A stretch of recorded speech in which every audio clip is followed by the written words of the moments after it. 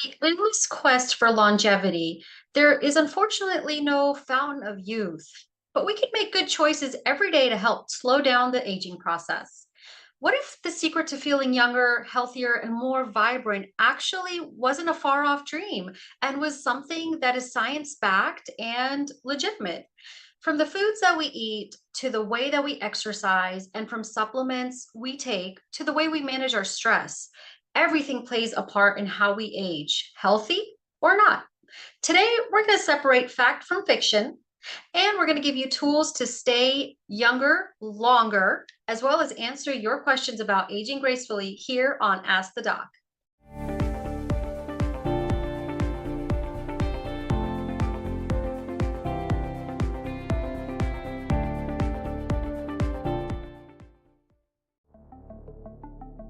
Send in your questions to questions@allhealthtv.com or AllHealthGo on Facebook or YouTube, or visit the Ask the Doc page on our website, allhealthtv.com. Welcome to Ask the Doc, the show where we encourage you, our viewers, to send us your healthcare questions. I'm Dr. Kamaljit Kaur, a primary care physician here in beautiful Coral Springs, Florida, and let's get to the questions. Today's first one comes to us from Billy, and he just reached out to us through our website, allhealthtv.com. Billy's question is, hey, Dr. K, I'm an actor whose youthful appearance is my proverbial bread and butter. I eat right and exercise, but I'm wondering if there are any supplements that can support my anti-aging efforts as well. Hi, Billy. Are there any movies or TV that we might have seen you in? If so, do write in and let us know. We would love to check it out. Now, there are some things that you can do, and there are some supplements that have been noted, I should say, not technically proven, but noted to help with anti-aging efforts. And let's go through them. But you know what? Before I get into a more detailed answer, I want our viewers to know that there are a lot of supplements out there, a lot of vitamins out there, and a lot of tablets and tinctures out there that claim to improve longevity and optimize health. But as a medical society as a whole, really, we don't have enough validated and proven data and research that really backs these claims. And there's not enough for us to say, hey, this one supplement is fantastic. This is proven. It's going to make you live longer. It's going to make you significantly healthier. And there's not something like that for everybody because, everybody's body is different. So dosages have to be different. And there's just so much more that needs to be put into the equation. Really, it's a lot that's out there and it's a lot that's not out there. So I just wanted to go over that a little bit because I want people to know that a lot of the stuff that's on the shelves and that's on TV and social media may not be FDA approved or researched. So just be careful with the things that you're taking. Always talk to your doctor first. Now, that being said, as far as supplements go, let's talk about a few of them. One of them that I know is quite popular is called resveratrol. And I personally did some research back when I went to Nova Southeastern University with this particular compound, and we researched it in addition to or in line with cancer cells to see how does it have an effect on cancer. And we had some pretty interesting findings, but it's important to note that resveratrol is a naturally occurring antioxidant, and it helps our body get rid of free radicals. Free radicals are quite damaging to the body, and you might have heard that from various sources. So antioxidants are very important in helping to prevent that. Now, they also contribute, they being free radicals, contribute to the aging process. There's also some inflammation or a lot of inflammation sometimes that comes with free radicals, and antioxidants have an anti-inflammatory effect in decreasing those as well. Let's talk a little bit about collagen. I know this is a very popular one.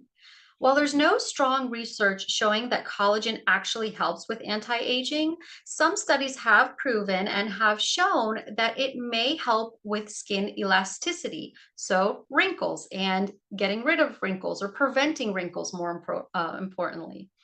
We also have curcumin, which is found in turmeric, and I know this is a very popular one as well. So while turmeric is touted for its anti-inflammatory properties, some studies have also shown that it may have an important function in improving how your mitochondria work.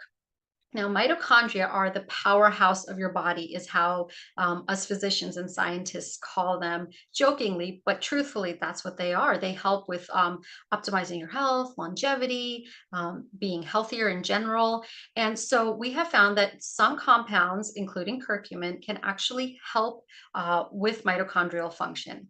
Now, some studies have also shown positive effect that curcumin has on skin conditions because of the anti-inflammatory effects on bone health, arthritis. I know it's used a lot of times when talking about arthritic conditions. It can also help with mental health. I'm sure a lot of us didn't know that. And cholesterol management. That's very important as well. So there's different ways that it can work, but some studies have proven some benefit here and there. So that's why it's talked about. And sometimes, we get curious about it. Now, another one I want to mention that's actually quite popular is NAD. Now, I know that's been going around a lot on social media and in the news. In fact, there's NAD supplements, there's NAD IV infusions. There's a lot of the ways to get it that's out there and available now. So, what exactly is it? So, NAD is formerly nicotinamide adenine dinucleotide.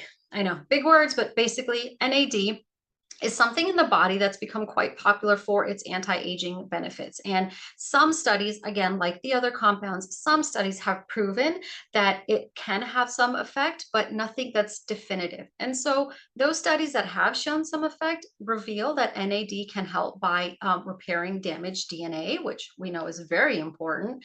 It can help with cognitive function, and it can help with your metabolism as well.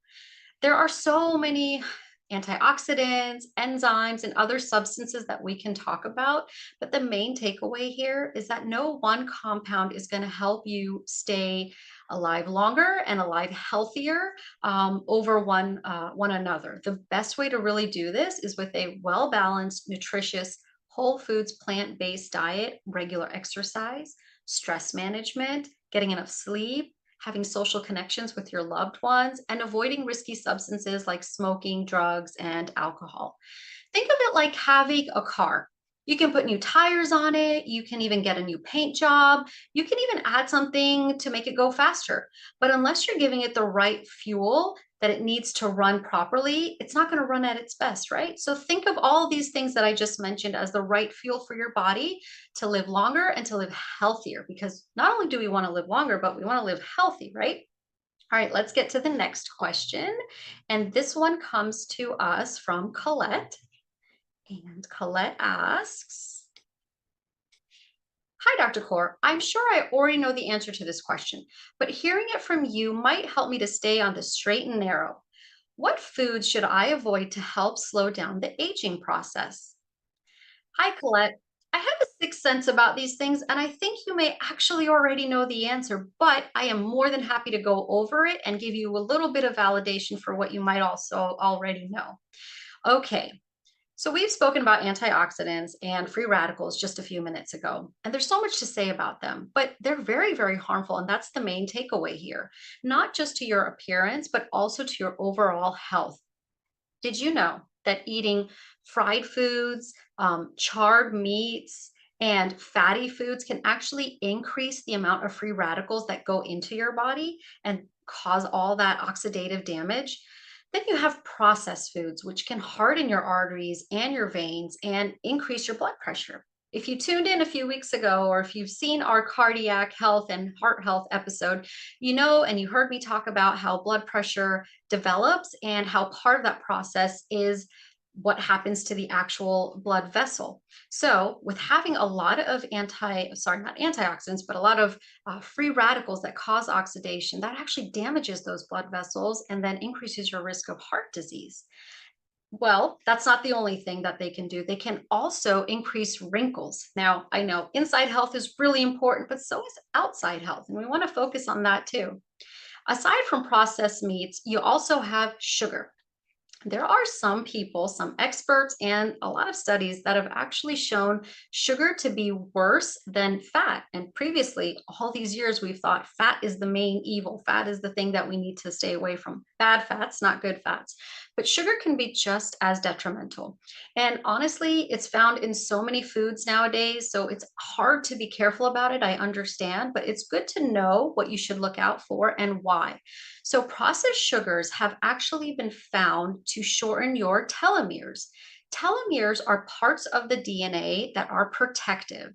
And as we age, these may shorten and that may increase or enhance the aging process.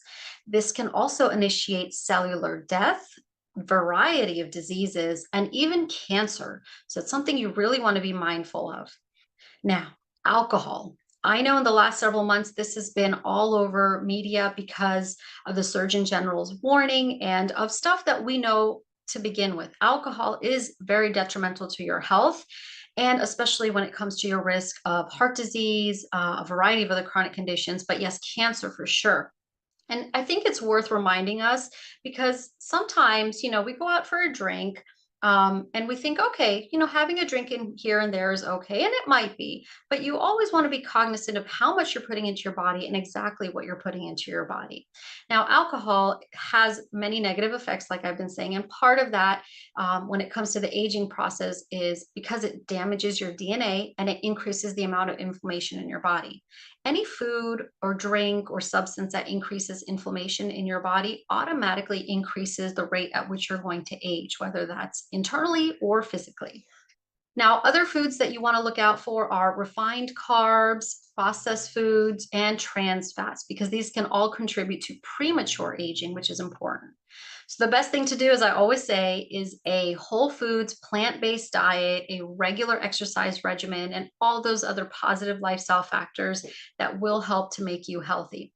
And, all of your vitamins, minerals, antioxidants, they're going to come from that healthy diet. So, you're going to get all of it without the need for supplements majority of the time.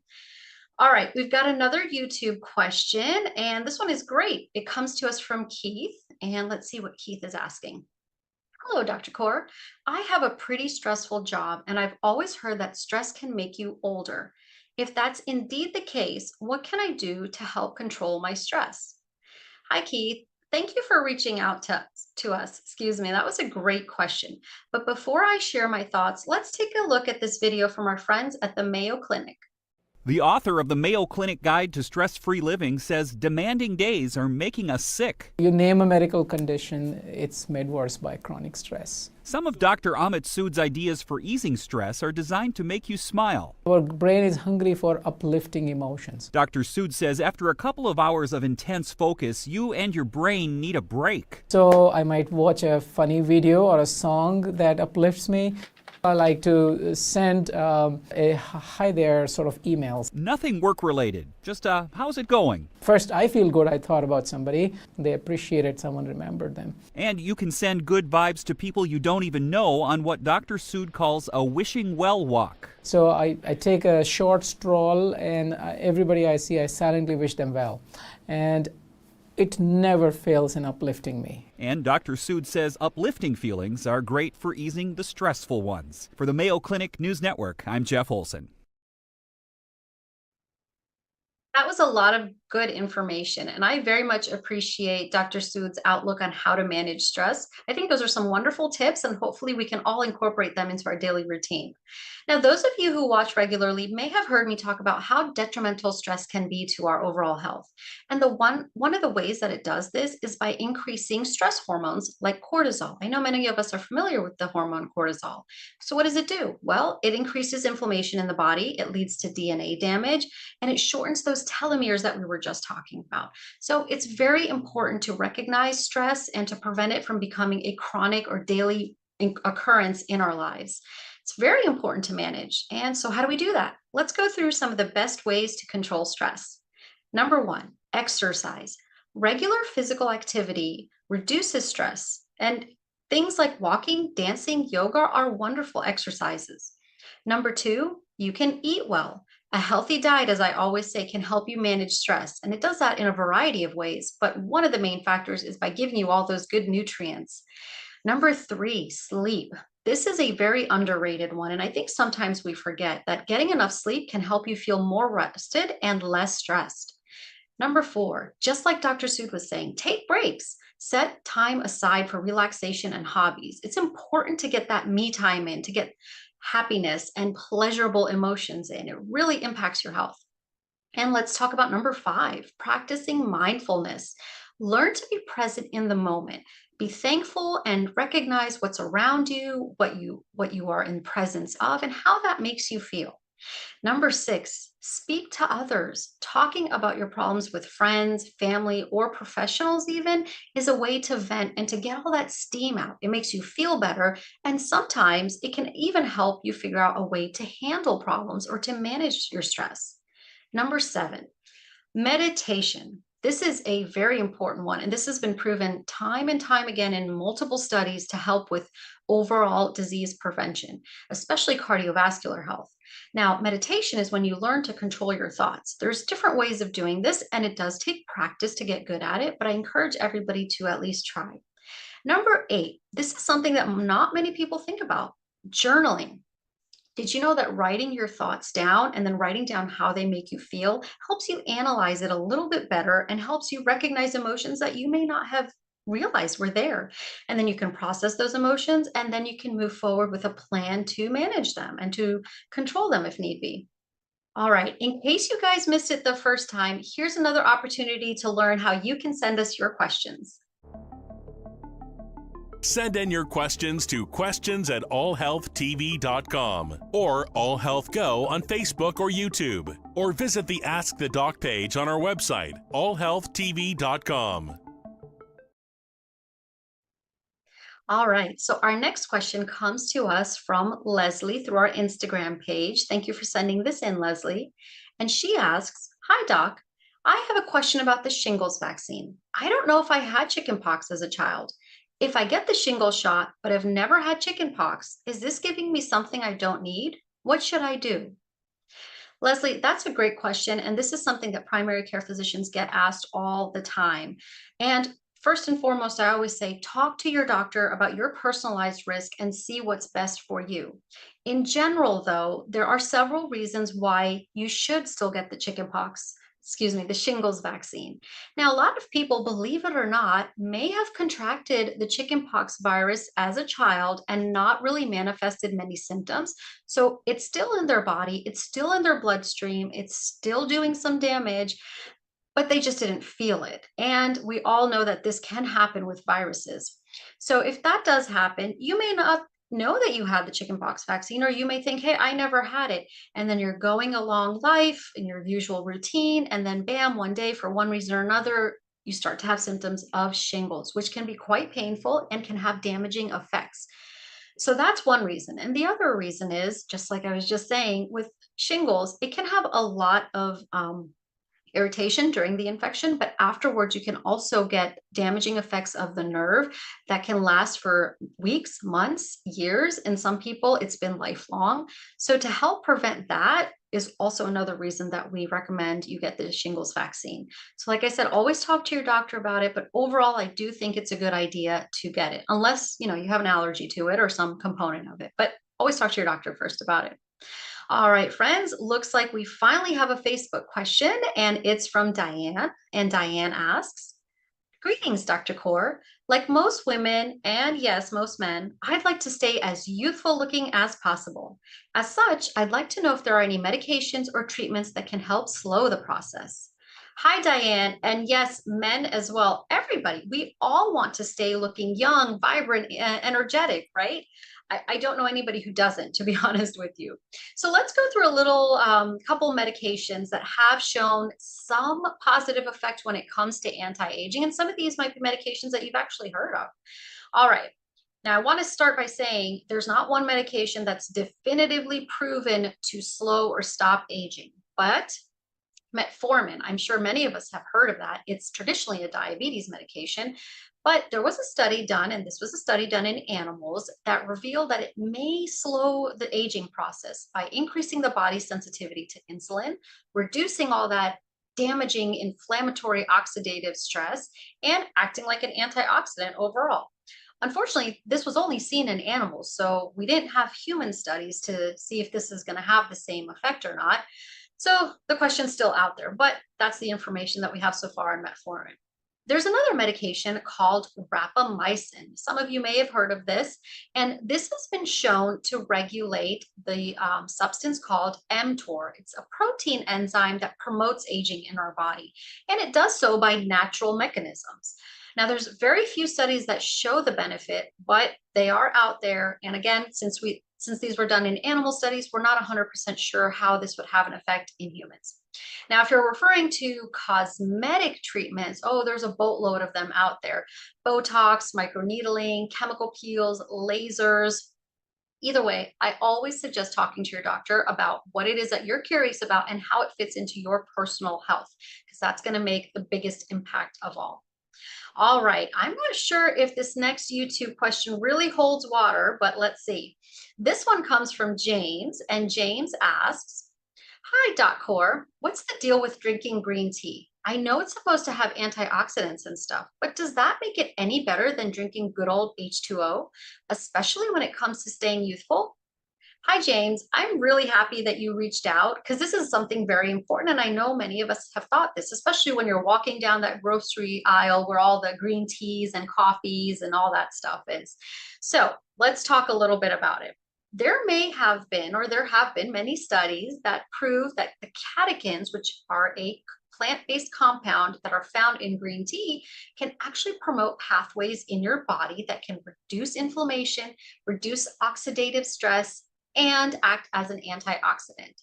While water does not really have, well, not really, it does not have those same properties or those same plant compounds, it works to help anti-aging in a different process, mostly by keeping you well hydrated. Now, staying well hydrated helps almost every mechanism in your body, and it has been found that not being hydrated actually leads to poor health and promotes that aging process. So you really want to make sure you're getting enough water in on a daily basis and you're avoiding things that are going to cause you to be dehydrated, like drinking an excessive amount of alcohol or an excessive amount of caffeine or not drinking enough water at all. So you want to be cognizant of that and just make sure that you're drinking a good amount of water. You're welcome to enjoy that green tea in moderation, but everything always in moderation, right? You don't want to overboard either. All right, guys, if you have questions, we have answers. And just in case you missed it the first time, here's how you can send us those questions. Send in your questions to questions@allhealthtv.com or AllHealthGo on Facebook or YouTube, or visit the Ask the Doc page on our website, allhealthtv.com. We've got another great question, and it comes through us from our website, allhealthtv.com. I really hope you guys have checked it out because it's chock full of a lot of good information. All right, this question comes to us from Karen, and she asks, "Doctor, what facial creams or maybe just ingredients in facial creams are good for slowing down the ravages of time?" Oh, Karen, thank you so much for this dramatic question, but it's a great question and it's something that's personal to me as well, because what I'm about to tell you is what I've been doing for the last almost 20 years consistently. Retinoids. I'm sure most of us, especially most of us women, have heard about retinoids like Retin-A, tretinoin, retinol. These are vitamin A derivatives, and these help with skin conditions like wrinkles and acne and hyperpigmentation. And they do that by stimulating collagen production and by removing those old dead skin cells and replacing them with fresh new ones. Now, there are different formulations and dosages of retinoids, so you always want to check with your physician to see which one is good for you, because some of them can be actually quite irritating to your skin, especially if you have other skin conditions like rosacea or psoriasis or eczema. So you always want to check before putting anything on your skin. Now, the second one that I think is so important, sunscreen. I know we live in Florida. We should definitely be wearing sunscreen, but everybody should be wearing sunscreen. Those UV rays are so damaging to our skin. They promote age spots, they promote wrinkles and fine lines. So you want to do whatever it is that you can do to prevent those UV rays from getting into the skin and penetrating. So sunscreen. And remember, you want to use at least an SPF of 30 to have that protective barrier. There's different types of sunscreen. We prefer the ones that are the actual mineral, like zinc oxide, titanium, and you want to make sure of the percentages in each one as well, because that matters. And then lastly, you want to make sure that whatever it is that you use, whatever face cream, sunscreen, retinoids, you want to make sure that they are least amount of preservatives and additives in that specific formulation. It's important. It's all about your skin health, because looking good is just as good as feeling good, if not almost more, right? All right, we have one more question, and this one comes to us from Stephen, and he asks, fair day to you, Dr. Kaur. Does the hormone testosterone have any effect on aging, or is it affected by aging? If so, what kind of effect does exercise have on testosterone? So this is a very popular question. And like many of our hormones, as we age, they may decline or become imbalanced. And exercise in a variety of mechanisms has been shown to improve your body's production and metabolism of testosterone and the other hormones as well. So what kind of exercises? Honestly, any kind of exercise. So strength training or weightlifting exercises, cardiovascular aerobic exercises, as long as you're doing them on a regular and consistent basis, that should be quite helpful.